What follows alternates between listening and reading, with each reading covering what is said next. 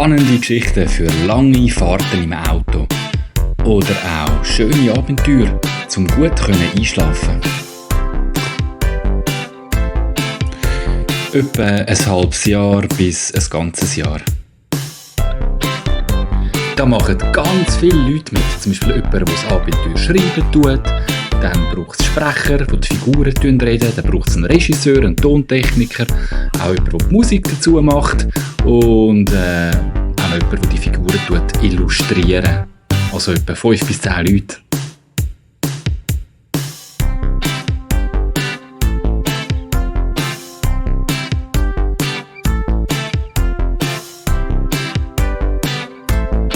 Ja, wenn die Figuren anfangen zu leben, dann wird es magisch.